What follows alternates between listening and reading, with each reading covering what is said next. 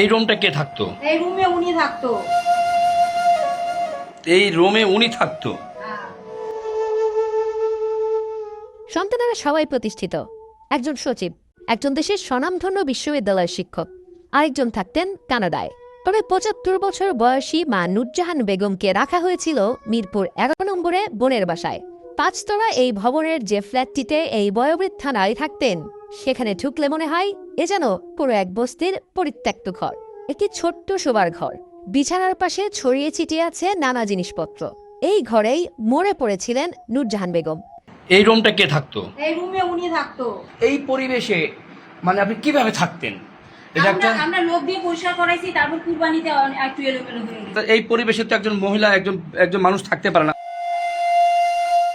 মায়ের প্রতি সন্তানেরা এতই উদাসীন ছিলেন যে কবে তিনি মারা গেছেন তাও জানেন না কেউ। প্রত্যক্ষদর্শীদের ধারণা, মৃত্যুর পর কয়েকদিন ধরে লাশটি ঘরের ভেতরেই পড়েছিল। রোববার 999 ফোন করে পুলিশকে খবর দেওয়া হলে তারা মরদেহ উদ্ধার করে। লাশটা হচ্ছে মিনিমাম ৭ থেকে ৮ দিন আগে মরে গেছে। ওই যেই রুমে রাখছে আর কি, ওই রুমটা হচ্ছে খুবই বিশ্রী অবস্থা। চারপাশে তো পোকামাকড়, মনে হয় যে ১০-১৫ বছর আগে কোনো লোক ঢুকে নেই। ওইখানে মহিলাটা ছিল এবং মহিলাটার ভিতর দিয়ে চোখ দিয়ে পোকা ঢুকে আশপাশ দিয়ে পুরো অঙ্গ খুঁজে গেছে, মাংস খুঁজে দিয়ে পড়তেছে। আর ওরা আইসে আগে মেডিসিন প্রয়োগ করছে যাতে যন্ত্রণা না হয়। তারপর সরজমিনে বাসায় গেলাম, বাসায় ভিতরে যেয়ে দেখি যে ফ্যান সারা আছে। পুলিশ সহ আপনারা গিয়েছিলেন? পুলিশ সহ আমরা যখন গেলাম তখন ফ্যান সারা আছে আর পুরো অঙ্গটাই পচে গেছে। ওটাকে নামানো যাচ্ছিল না, খুব মাংস খুলে বেলে করে দিতেছে। যে ফ্ল্যাটটিতে নুরজাহান বেগম থাকতেন তার প্রতিটি কক্ষই নোংরা ও অপরিচ্ছন্ন। দেখে মনে হয় দীর্ঘদিন পরিষ্কার করা হয়নি। রান্নাঘরের অবস্থাও অস্বাস্থ্যকর। আরেকটি কক্ষ ব্যবহার করা হচ্ছিল স্টোর রুম হিসেবে। সব মিলিয়ে একজন বয়স্ক মানুষের বসবাসের জন্য পরিবেশটি ছিল অত্যন্ত নাজুক।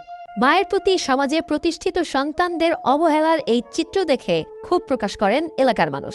তার এক ছেলে হচ্ছে সচিব খুলনা থেকে, আরেক ছেলে হচ্ছে আপনার আশিকুর রহমান বুয়েটের শিক্ষক, আর যে ছেলেটা মার্কেটিং করলো সে কানাডায় থাকে।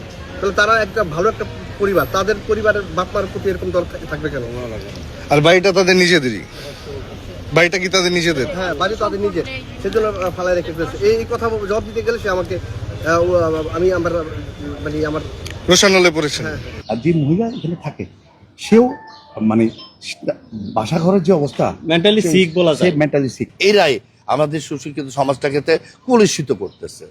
এদের থেকে মুক্তি মানে পেতে হলে, ত্রাণ পেতে হলে এদেরকে একটা কঠোরমূলক জবাবদিহিমূলক আওতায় আনার দরকার। এবং আমি বলবো তারেক সাহেবকে নিজেকে হস্তক্ষেপ করা উচিত যে এইসব মৃত্যু কেন হচ্ছে এবং কারা এর সাথে ইনভলভ, কারা বাপ মাকে অযত্ন করছে। নুরজাহান বেগমের মৃত্যুসহ পুরো বিষয়টি নিয়ে ক্যামেরার সামনে কথা বলতে রাজি হননি পরিবারের কেউ। আপনার দাদি পচে গেল কেন? পুরো পচে গেল কেন? জি, আপনার দাদি পুরো দেহটা পচে গেল কেন? আমি তো ঠিক এই ব্যাপারটা আপনি প্রতিবাদ করবেন কিছু আগে আপনার না ডাকেন আপনি না হাত দিবেন না, ক্যামেরায় হাত দিবেন না প্লিজ। আপনার কথা তো আগে বলেন, আপনার না বলতেছিল, বলুক না উনি। দাদির শরীরে পোকা হলো কেন? আপনি একটু আগে তো আমাকে অনেক কিছু জিজ্ঞেস করেন, এখন কি শুনলেন?